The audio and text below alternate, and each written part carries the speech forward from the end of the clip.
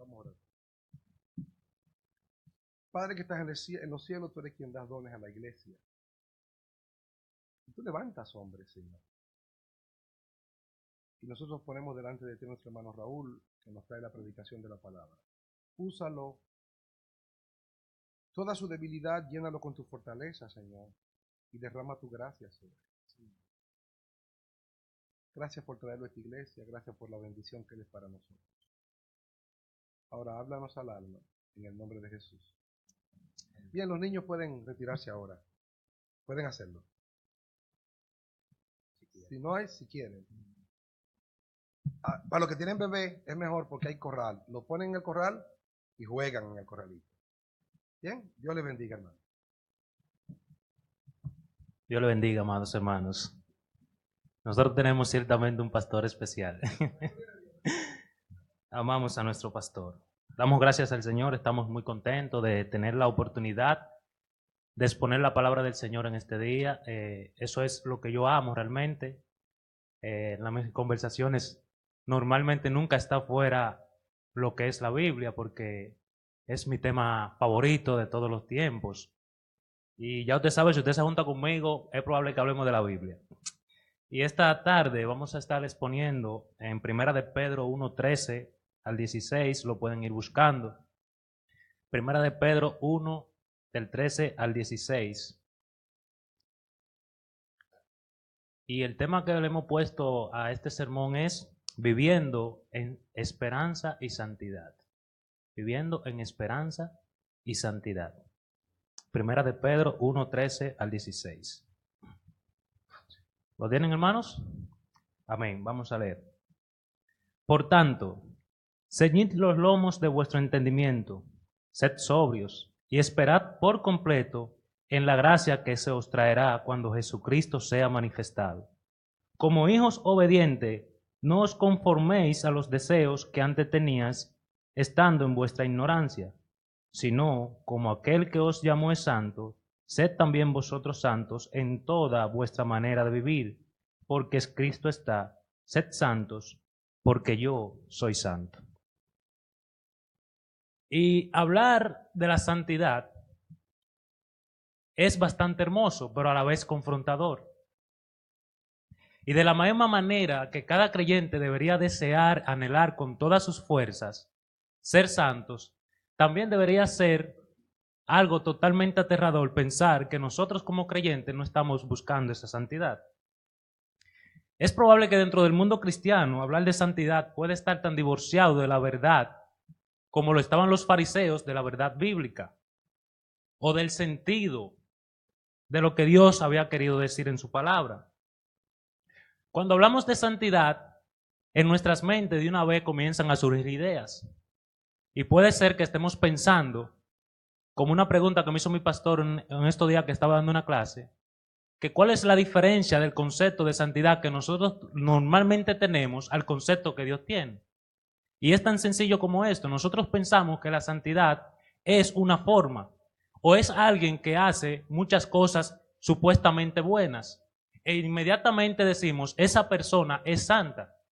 O puede ser que estemos viendo a un patrón de normas, reglas que los hombres han inventado. Y decimos, el que cumpla con esta regla ciertamente está siendo santo. Pero no necesariamente es así. Si nosotros pensamos en esto indiscutiblemente creará una resistencia en nosotros de buscar esa santidad. Sin embargo, cuando vamos a la palabra del Señor y nos damos cuenta qué significa esto para nosotros, entonces esto nos va a atraer y nos va a ayudar a crecer en la gracia del Señor.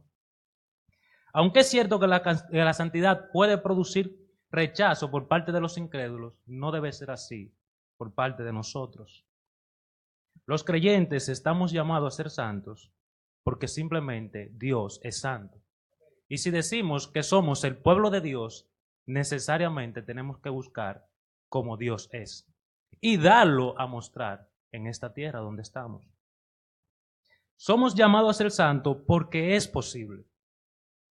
Algunas veces usted se ha encontrado con personas que dicen, yo no puedo cumplir tal cosa. No es que tú no puedes cumplirlo.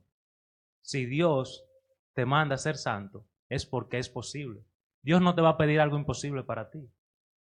Me acuerdo cuando Jesús estaba hablando con los discípulos, que los discípulos le hacen esta pregunta: ¿y quién podrá ser salvo? Entonces Jesús contesta: lo que es imposible para los hombres es posible para Dios. Entonces, si tú estás en Dios, es posible que tú seas santo. La verdadera santidad y el verdadero gozo nunca están separados. Si tú eres santo o profesas ser santo y no tienes gozo, realmente no estás viviendo en santidad en absoluto. La santidad crea gozo en el corazón del creyente.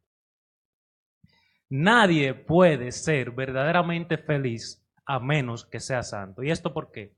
Porque Dios ha llamado a todos los creyentes a que seamos santos. Y cuando nosotros vivimos fuera del propósito, estamos caminando hacia una vida totalmente de tristeza y no estamos siendo felices. Los que son santos, aunque se encuentren en las circunstancias más difíciles de la vida, manifestarán un gozo, porque su gozo no proviene de las circunstancias, su gozo proviene del Señor.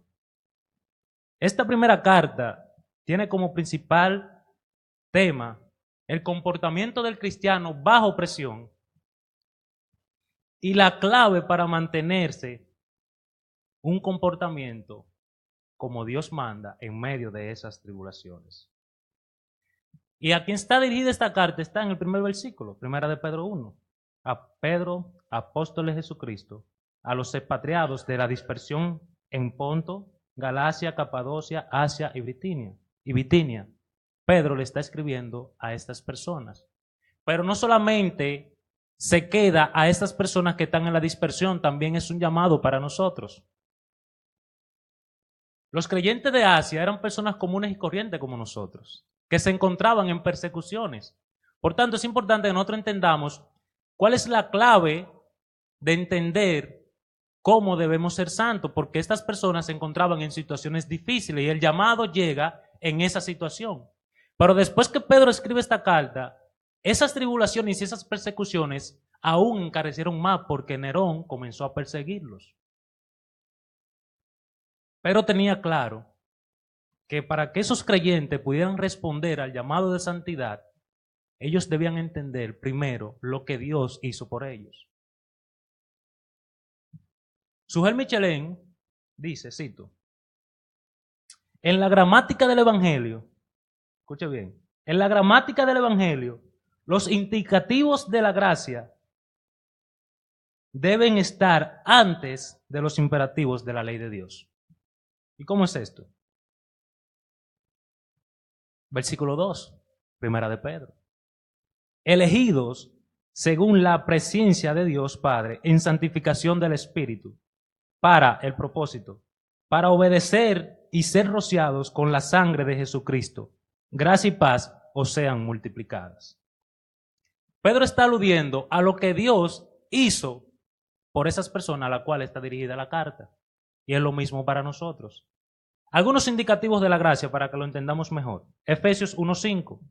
En amor, habiéndonos predestinados para ser adoptados hijos suyos por medio de Jesucristo, según el puro afecto de su voluntad, para alabanza de la gloria de su gracia, con la cual nos hizo aceptos en el amado.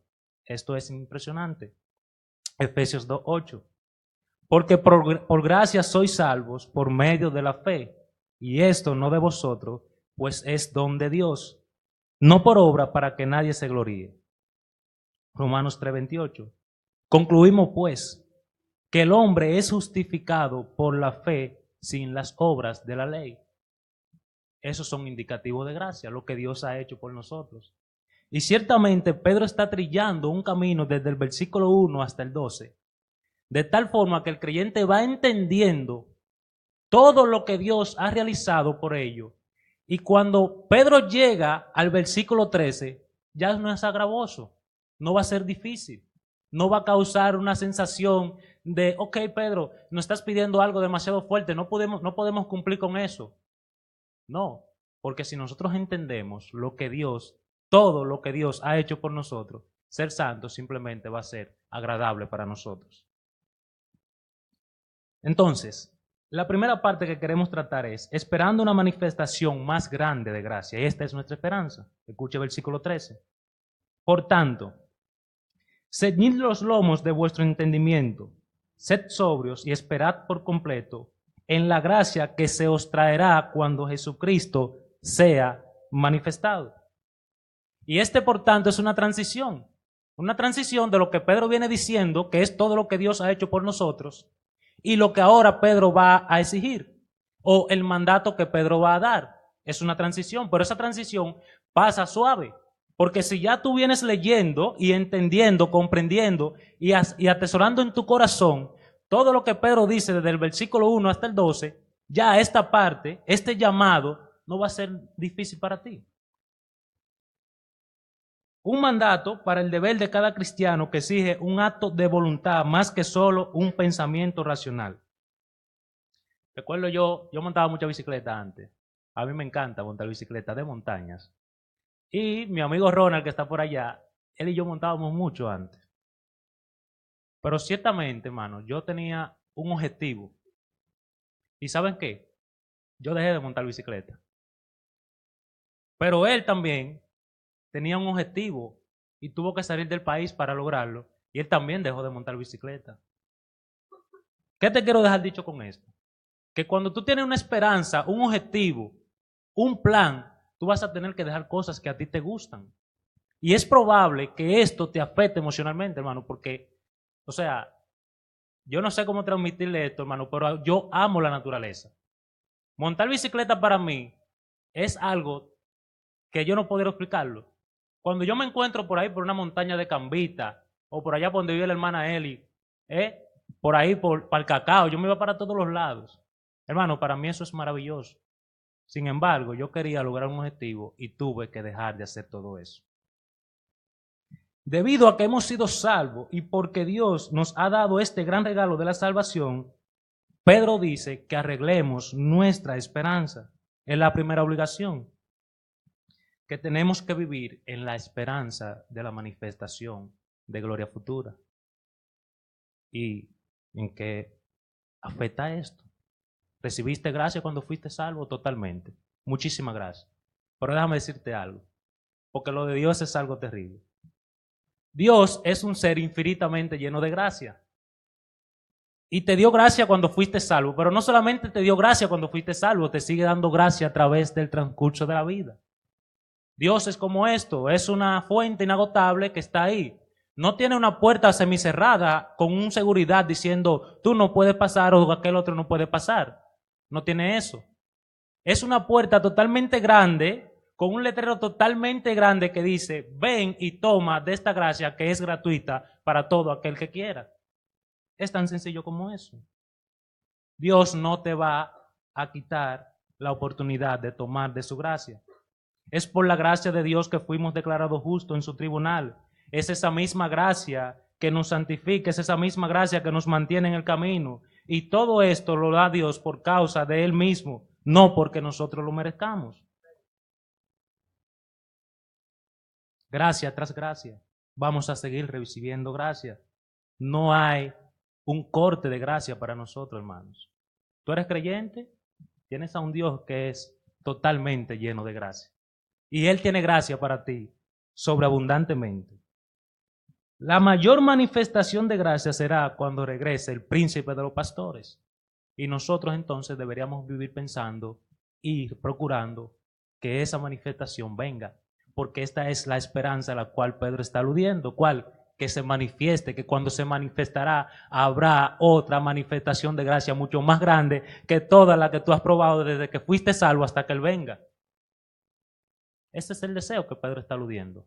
¿Sabes qué? Eres creyente, necesitas vivir con la esperanza de que el príncipe de los pastores sea manifestado en gloria. Condiciones para vivir en esta esperanza, 2 condiciones. Pensamientos enfocados para la acción. Mantenerlos enfocados para la gloria futura. No dejar que los pensamientos de nosotros se enreden en cosas que no tienen sentido en esta vida. Debes mantener el enfoque.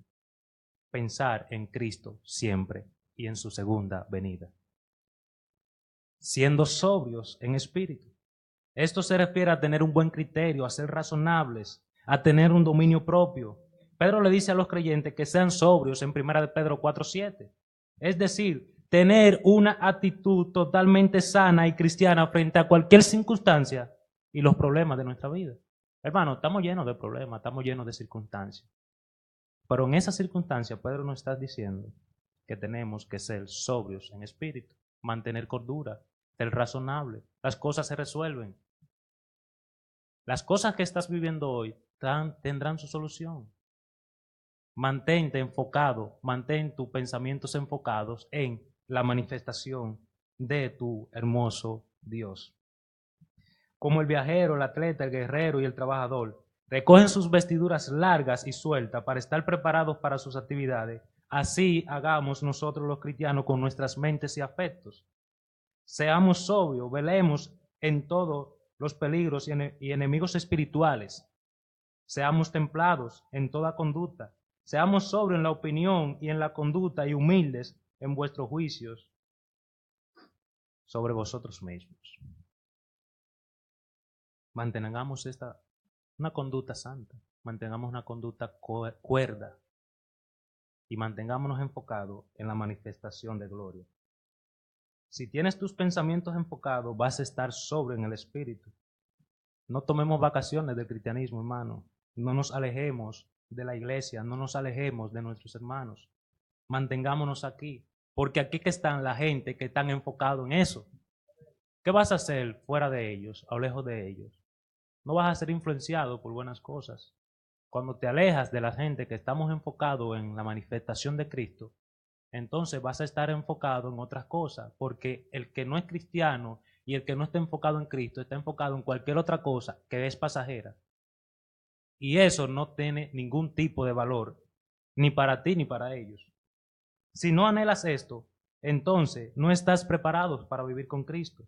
Y debes hacer una revisión de ti mismo y de tu vida cristiana. Analiza qué estás anhelando y enfócate nuevamente en la esperanza futura, que es la revelación del Hijo de Dios, y en el gozo que tendrás cuando esto suceda.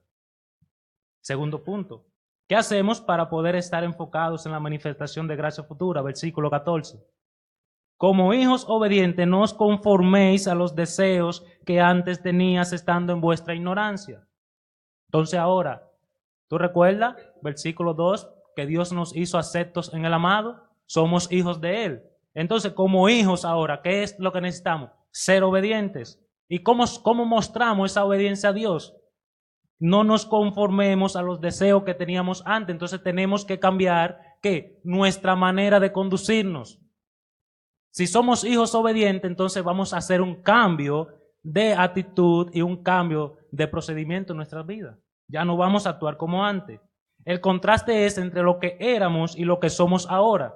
Dios nos ha santificado, Dios nos ha dado el regalo de ser sus hijos. Entonces ahora ya no vamos a vivir como antes, porque antes vivíamos como no hijos de Dios. Entonces ahora el llamado es a ser hijos de Dios, y en esa obediencia vamos a actuar como verdaderamente hijos de Dios. Vamos a mostrar el carácter de Cristo.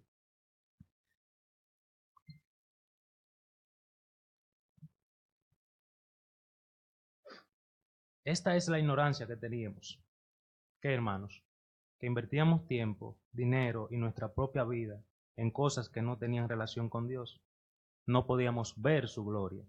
Por eso éramos ignorantes. Pero Dios no nos dejó en esa ignorancia, hermano. Dios nos salvó, Dios nos buscó, Dios nos santificó, Dios nos glorificó. Él hizo todo por nosotros, porque Dios no nos dejó en esa ignorancia. Dios nos ha dado ahora nuevas capacidades para poder resistir nuestro antiguo estilo de vida. Y nos frustramos cuando caemos. ¿Le ha pasado cuando usted peca? Siente un dolor en su corazón porque le ha fallado al único que nunca le ha fallado. Y nos frustramos y decimos, ese fui yo que hice eso. Sí, hermano, fuiste tú. Pero incluso en esa circunstancia, Dios sigue dándote gracia y te da la oportunidad de arrepentirte y reconciliarte nuevamente con Él. Sentir nuevamente la relación y la comunión a través del Espíritu con el mismo Dios. Escucha esto, 1 de Juan 1:9. Si confesamos nuestros pecados, Él es fiel y justo para perdonar nuestros pecados y limpiarnos de toda maldad. Y nos ha dado también su Espíritu, quien nos guía, según Romanos 8:14, oye lo que dice, porque todos los que son guiados por el Espíritu de Dios, los tales son hijos de Dios. Hermano, tenemos todo.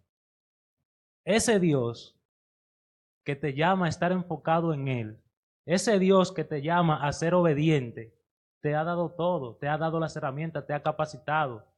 Debe ser tu gozo vivir como un hijo obediente. Vamos a pasar entonces al último punto, siendo santos delante de Dios, versículo 15.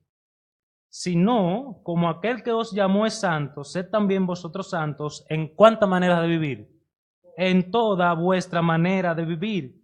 ¿Por qué? Porque escrito está, sed santos porque yo soy santo. Y este es un contraste. Sino que como Dios es santo, ya no podemos vivir como vivíamos antes, que antes no vivíamos santos, nuestro comportamiento no era de personas santas, nuestra relación con las personas no era santa. Entonces ahora ya, como ese Dios que es santo nos llamó y ese Dios exige una santidad, entonces ya tú debes dejar todo lo que tú eras antes y empezar a vivir en una nueva vida en Cristo.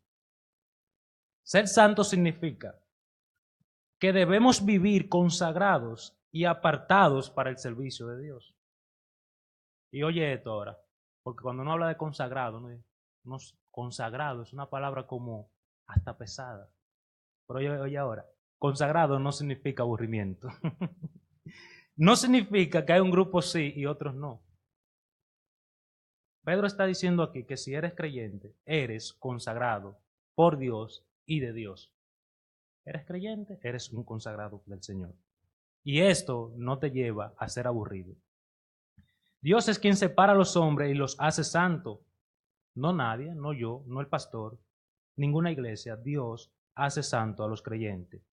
Dios nos ha separado una vida de pecado a una nueva manera de vivir. Escucha lo que dice en 1 Corintios 6:19. ¿O ignoráis que vuestro cuerpo es templo del Espíritu Santo, el cual está en vosotros, el cual tenéis de Dios, y que no sois vuestros? No somos de nosotros mismos ya, ahora somos de Dios. Y Dios nos ha separado de esa vida. Oye lo que dice el versículo 20, porque habéis sido comprados por precio. Glorificad, es un indicativo, un imperativo. Pues a Dios en vuestro cuerpo y en vuestro espíritu, los cuales son de Dios, somos completamente del Señor. ¿Crees que eres santo? ¿Crees que eres una persona consagrada a Dios? ¿Crees que estás creciendo en tu proceso de santificación? O por otro lado, ¿te crees que eres la representación de la santidad según tus propias normas y según tus pensamientos? ¿Te crees más santo que tus hermanos? Entonces, para yo responder estas preguntas, yo quiero entonces decir, ¿qué es no ser santo? Y ser santo no significa una vida alejada de las personas. No significa que eres superior a tus hermanos. No significa que debes menospreciar a los más débiles en la fe. No significa ser una persona legalista y religioso que se conduce por normas y reglas y que si otra persona no la cumple y no se amolda a ella, entonces la otra persona no lo es y él sí. No significa que carezcas de amor, misericordia y gracia. Recuerdo que el pastor decía que una vez que hay personas, y han visto personas, que te pueden predicar un sermón de una forma tan elocuente que tú te quedes, wow. Sin embargo, esa persona carecer de misericordia, de amor y de gracia. O puedes cantar lo más lindo que canta y puedes carecer de eso. Entonces, ¿qué es ser santos? Ser santo es imitar el carácter de Dios y esto es santidad. Es odiar lo que Dios odia. Es amar lo que Dios ama. Es obedecer los mandamientos de Dios en el Espíritu. Es someterte a la palabra del Señor. Es deleitarte en su palabra y en sus mandamientos. Es amar a tus hermanos aún a los más débiles. Es practicar el perdón con aquellos que fallan y que necesitan ser perdonados. Es negarte a ti mismo y vivir para Dios. Es orar por tus pecados y orar por el pecado de los demás.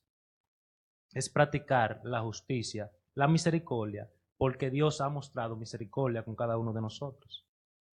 Ser santo significa mostrar el carácter de Jesús y parecerte tanto, tanto, tanto a Él que el que te rodea pueda decir, ciertamente esta persona está mostrando el carácter de Jesús. Y ya para terminar, ¿qué significa vivir en esperanza y vivir en santidad? Vas a caminar confiado en Dios. La confianza, hermano. Vas a vivir con esa confianza de que Dios está contigo y que Él va contigo por donde quiera que tú vayas. Vas a representar dignamente a Dios. Vas a ser un fiel representante de su reino, de su carácter y de su vida. Vas a encarnar a Jesús en la tierra cuando prediques, no solamente con la palabra, sino también con tu carácter. Vas a ser tan feliz en el marco de la santidad de Dios que no podrás dejar de disfrutar de tanto gozo, porque la santidad produce gozo. Vas a amar a tus hermanos y los vas a considerar mayores que tú, no importa quién tú seas, no importa si tú te paras aquí o si estás allá, vas a considerar los mayores que tú, porque eso es parte del carácter de Dios. Vas a disfrutar los mandamientos de Dios que ha dado en las Escrituras. Oye lo que dice el Salmo 19:8. Los preceptos del Señor son rectos, que alegran el corazón. El mandamiento del Señor es puro, que alumbra los ojos. Vas a vivir deleitándote en eso. Ese va a ser tu norte. Escucha lo que dice J.C. Riley. Hay una realidad clara y simple de la elección de los hijos de Dios, y es esta: que los hombres y mujeres escogidos pueden ser conocidos y distinguidos por su vida santa. Tan sencillo como eso. ¿Estás viviendo en santidad? Las personas que están a tu alrededor van a conocer que estás viviendo en santidad, porque estás mostrando el carácter de Dios. Mientras más te pareces a Dios, significa que estás creciendo en santidad. La santidad no la podemos medir, pero la podemos percibir. Yo no puedo decir, oh, espera, el pastor es más santo que Ramón. No puedo decir eso. O yo soy más santo que el otro, no. Pero percibo cuál de los dos está creciendo más, porque hay una posición de santos que ya Dios no la dio a todos. O sea, yo no puedo decir este es más santo que el otro porque es una posición. Ahora, este está creciendo más en santidad que aquel. Eso sí, porque lo percibo. ¿Y cómo lo percibo? En su conducta. Esa es la demostración. Si somos santos como Dios es santo, encontraremos la felicidad en Él, en la forma en que vivimos, y disfrutaremos de todo lo que Él ha revelado en su palabra sobre su propia persona. Deleítate en la santidad de Dios y podrás disfrutar de ser santo como Él es santo. Ese es el llamado. Esto es lo que Dios demanda de nosotros.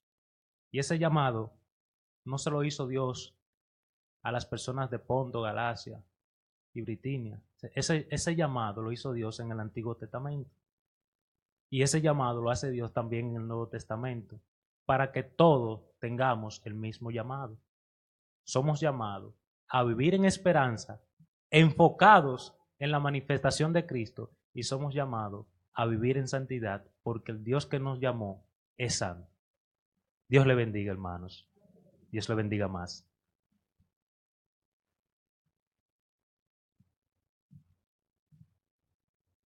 Muchas gracias.